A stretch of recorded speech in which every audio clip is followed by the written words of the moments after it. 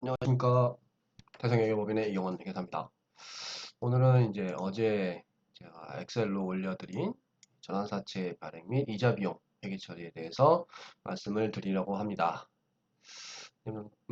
여러 가지 이제 투자를 받는 회사의 경우에 여러 가지 형태가 많은데, 사실 가장 많은 거는 이제 신주의 전환 상환 우선주 RCPS라고 불리는 전환 상환 우선주가 좀 많고요. 그 다음에 이제 신주 전환사채나 신주 손금부사채, 교환사채 등으로 투자가 이루어지는 경우가 요즘에 굉장히 많아진 것 같습니다.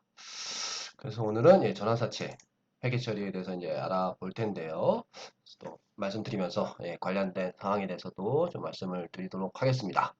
전환사채는 이제 아무래도 이 전환사채 계산표라고 해드렸는데, 어떤 계산하는 방법, 그리고 그 삼각표를 작성하는 방법이 이제 가장 중요하다고 생각이 듭니다. 일단 전환사채 일반적인 형태를 제가 예시를 들었는데요. 일단 금액은 50억이고 만기는 이제 5년. 표시이자율은 이제 1.5%로서 3개월마다 이자를 지급하게 되어 있고요. 전환사채, 뭐 신주증권부사채, 교환사채 전부 다 이제 만기 상환 금액이 있죠. 만기 보장 수익률이라고 하는데, 일반적으로 뭐 사실 복리를 많이 쓰고요. 뭐 일반적으로 이제 한 보통 한 5% 정도가 가장 많아 보입니다. 연복리 5%를 가정했습니다. 근데 보시면 상환율이 119.05% 나오죠? 이런 의문을 가질 수 있습니다. 5%인데 5년이면 25% 아닌가? 아닙니다. 이 5%라는 것은 1.5%한 걸 포함이기 때문에 결국 이제 만기 때에는 이 차이인 3.5%에 대해서 지급을 하게 되는 것이죠. 그러면 3.5%면 5를 곱하면 아까 제가 계산해 봤는데 17.5% 나오는데 왜 19.5냐? 19.05냐? 예, 연복리이기 때문인 거죠. 이자에 대해서도 이자가 붙고 하는 연복리 개념. 단리가 아니라. 그렇기 때문에 이 금액은 사실은 엑셀로 산출하기는 굉장히 어렵습니다. 그래서 이제 투자자하고 금액을 확정을 지어야겠죠. 사실 이제 계약서를 이제 여러 가지 형태를 보면 딱 연봉이 5%만 되어 있어서 도대체 만기 상환 금액이 얼마인지를 모르는 경우가 있습니다. 그래서 계약할 때부터 이제 좀 금액이라든지 이유를 확정시켜 놓는 게 좋습니다. 그리고 이 회계 처리를 하기 위해서도 그 금액이 좀 필요한 거니까요. 자, 이렇게 가정으로 이제 전환사채를 발행을 했습니다. 그럼 회계 처리는 그냥 보통 예금 50억, 전환사채 50억으로 끝난다고 생각하는 경우가 많죠? 아닙니다. 왜냐하면 전환사채는 뭐 일반 사채하고 다르게 결국 이 만기 시에 사실은 9억 원을 더 지급을 해야 되는 조건이 있는 거죠. 그래서 기본적으로 50억을 빌리지만 나중에는 50억 플러스 9억 5천을 더 지급해야 되는 상황인 것이고, 그리고 또 한 가지 전환사채의 큰 차이는 뭐냐면 결국 전환할 수 있는 권리를 주는 겁니다.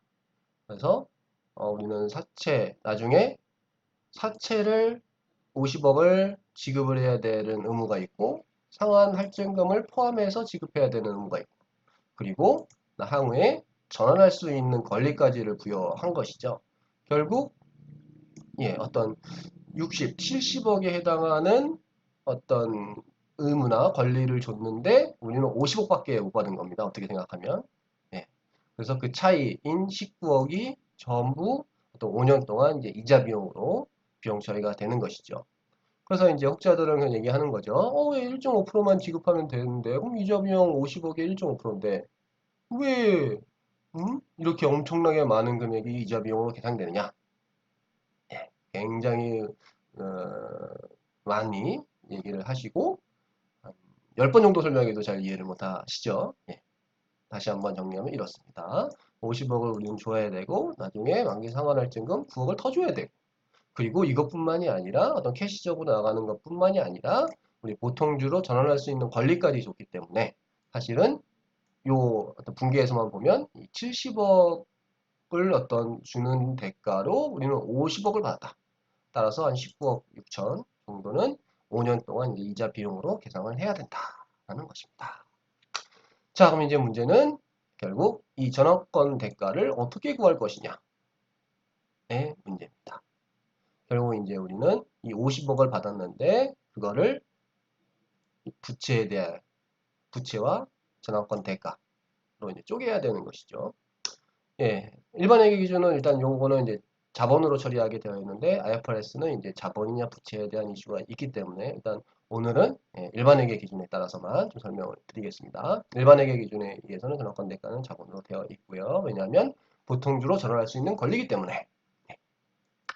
그럼 이제 수식을 보시면 50억에서 일반 사채 현재 가치를 뺐죠? 결국 이제 일반 사채의 시가라는 뜻입니다. 그래서 그 차액이 이제 결국 자본이 되는데요. 결국 이 일반 사채 현재 가치를 어떻게 구할 것이냐가 이제 이슈인 거죠. 제가 재무관리까지 설명을 드릴 수는 없으니까 부채 현재 가치는 있습니다. 현금 흐름, 총 현금 흐름을 현재 가치로 계산한 어떤 특정 이자율로 이렇게 할인한 금액의 합계가 부채의 시가다. 이 개념입니다. 현금으로는 간단하죠. 우리가 1.5% 이자를 지급하기로 했으니까 매 분기 1.5%의 4분의 1씩 지급이 될 겁니다. 이렇게 표시자율이 1.5%의 4분의 1을 한 것이고요.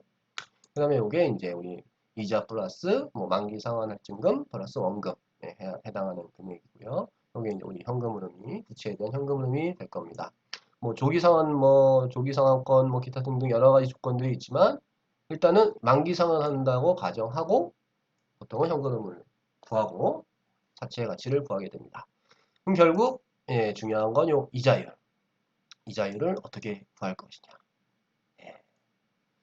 일반적인 이제 방법이 결국 어떤 회사의 신용 등급을 통해서 우리 채권 평가 기관들에서 이제 공시를 하고 있는데요. 보시면 뭐 요거는 이제 뭐 키스라인, KIS 채권 평가네요. 회사채 중에 사모무보증 사채 트리플 B 마이너면 일반적으로 5년이면 9.7% 이자율을 지급한다. 라고 이제 공시하고 있습니다. 그래서 우리는 이 이자율이 우리가 전환사채가 아니라 일반사채를 발행했다면 우리는 9.7% 내지는 9.5, 9.9 요 범위에서 이제 발행을 했을 거다. 라는 뜻입니다. 그래서 평균에서 9.65를 했습니다. 결국 어떤 보통주를 전환할 수 있는 권리를 부여하지 않았다면, 안 한 일반 사채였다면 우리는 1.5 내지는 만기 수익률 5.0이 아니라 9.65%로 했을 거다. 그걸 이제 이자율을 구해낸 것이죠. 그래서 아까 구한 이 현금 흐름에다가 이 이자율을 곱하고 이 시간 가치를 이제 지수로 올려놓게 되는 거죠. 그래서 이제 현재 가치를 이제 구하게 되고 이 현재 가치의 합이 결국 우리 일반 사채의 현재 가치 시가가 되는 것이고 결국 50억. 우리는 사실 일반 사채를 발행했으면 이제 39억을 줬겠죠. 받았겠죠. 근데 전환권을 같이 부여했기 때문에 우리는 50억을 준 것입니다. 50억을 받은 것입니다. 예. 그렇게 생각하시면 될 것 같습니다. 그러면 이제 발행 시 회계 처리가 전환사채 개정하고 상환할증금 계약서에 있는 금액 적어주시고 대가 전환권 대가 10억을 이제 대변에 부어놓고 우리 돈 받은 거 50억 그리고 결국 50억을 우리가 받은 거죠. 결국 요거에 대한 이 두 개 19억 6천은 결국 전환권 조정이라는 계정으로 계산을 하고 요게 이제 추후 계속 이자 비용으로 반영이 됩니다. 이자 비용 반영되는 삼각시트 한번 보시죠. 요게 이제 삼각표라고 하는 건데 이렇습니다. 우리가 이제 순장부가액은 이제 39억입니다. 39억. 그리고 이 39억은 어떻게 나오냐? 그리고 우리가 부채 이거 플러스 상환할증금 그다음에 이건 차변이니까 빼겠죠? 네. 이게 이제 부채의 가치가 되는 건데요. 네, 39억 8천 똑같죠? 네. 이게 이제 부채의 가치인데 이제 부채에 대해서 유효 이자율 아까 9점 몇 프로 했죠? 9.965를 이제 4분의 1 한 분기별 유효 이자율. 요것에 이제 곱하면 이제 유효 이자가 나옵니다. 그 중에 우리는 액면이자 1,800만 원만 지급하는 것이죠. 그럼 요 차액이 7,700만 원. 7,700만 원이 이 전환권 조정에서 이제 삼각되면서 이제 부채 금액이 올라가게 됩니다.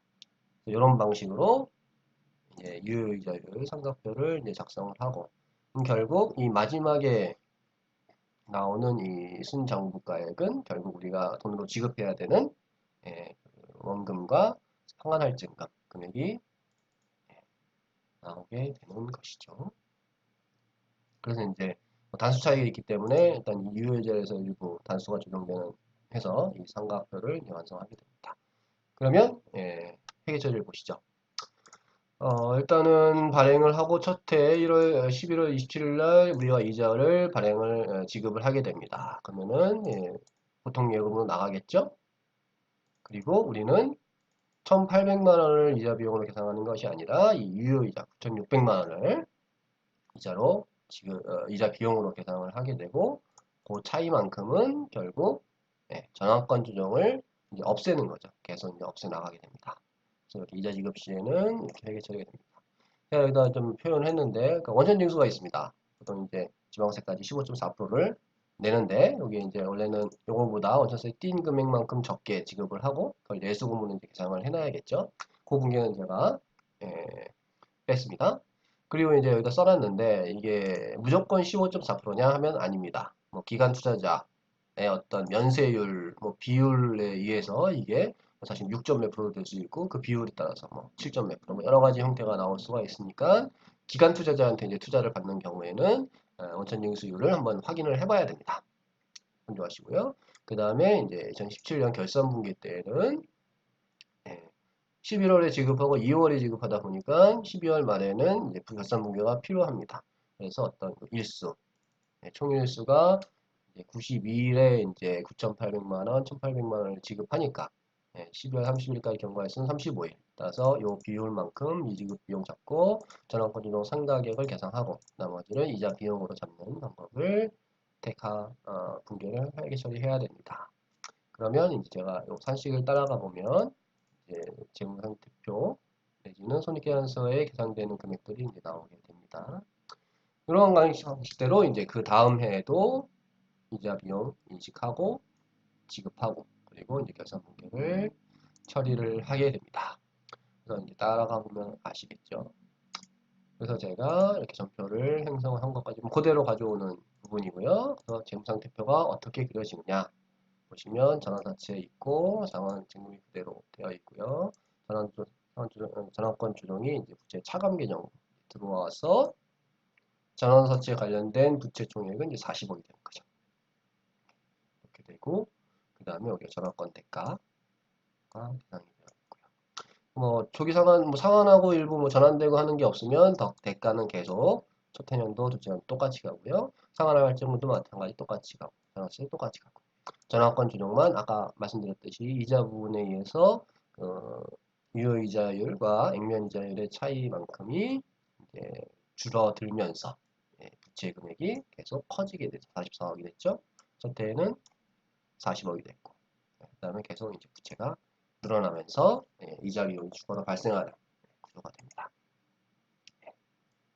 4억씩이나 되죠. 액면 금액은 아까 분기별 1,800만 원이었나요? 이번 1년 이자는 4억으로 계산이 되는 그런 형태가 됩니다. 이제 마지막으로 이제 세무조정을 말씀을 드린데요. 세무조정은 이제 인정하지 않습니다. 뭐 만약 외감이 아니라 법인세법에 따라 그냥 기장하는 회사라면 뭐 상환할증금, 뭐 조정, 대가 이런 거 필요 없죠. 전환사채 50억, 현금 50억 이렇게 계산을 하면 되고 이자 비용도 그냥 1,800만 원 계산을 하면 되죠. 그게 이제 법인세법은 인정을 안 하는 것입니다. 따라서 상환할증금, 상환권 조정, 상환권 대가를 전부 없애주는 세무조정이 일어납니다. 다만 이 두 개는 부채이기 때문에 유보로 처분되고 요 대가는 기타로 처분되는 것이죠. 그리고 또 하나 아까 전환권 조정 상각액 이 우리가 이자 비용을 했는데 법인세법은 이제 이자 비용으로 인식 안 합니다. 성금불산이 보시면 상환할증금이 이제 BS 금액과 일치하게 되어 있고요. 전환권 조정이 증가가 처음 발행 시 회계 처리 19억, 그 다음에 전환권 조정 상각액 1억 정도가 이제 감소되는 형태로 해서 이제 줄어들게 되고, 이 금액은 이제 우리 재무상태표 금액하고 일치되도록 세무조정이 이루어지게 됩니다. 따라서 이제 이렇게 되면 세액 금액이 이제 계산이 되죠. 예, 결국 이제 이런 형태가 되는 거죠. 당기 손익은 이자 비용 때문에 적게 나왔고 그 이자 비용만큼은 부인되니까 세금은 많이 내고 네, 그런 형태가 됩니다. 그래서 사실은 뭐 전환사채 뭐 이런 거에 대해서 1.5% 너무 좋다. 왜 이걸 몰랐나? 라고 말씀을 하시는 분들도 있지만 회계적으로나 실제 사실은 지급하는 것도 상환할증까지 지급해야 되니까 그 부분이 있는 것이고 회계 처리는 이제 좀 자본이라는 부분 때문에 비용이 좀 많이 인식이 되고요. 결국 그리고 전환할 때 떻게 보면 싼 값으로 보통주를 전환하기 때문에 사실 대주주 입장에서는 좀 향후 전환할 때 좀 불리한 부분이 있고요. 그렇습니다. 그래서 이런 부분까지 다. 그리고 또 이제 여러 가지 이제 단서 조항들, 뭐 조건들이 붙기 때문에 사실은 이제 이 투자를 받는 쪽 입장에서는 계약서를 꼼꼼히 이제 챙기셔야 됩니다. 예, 이상으로 예, 설명을 마치겠습니다. 감사합니다.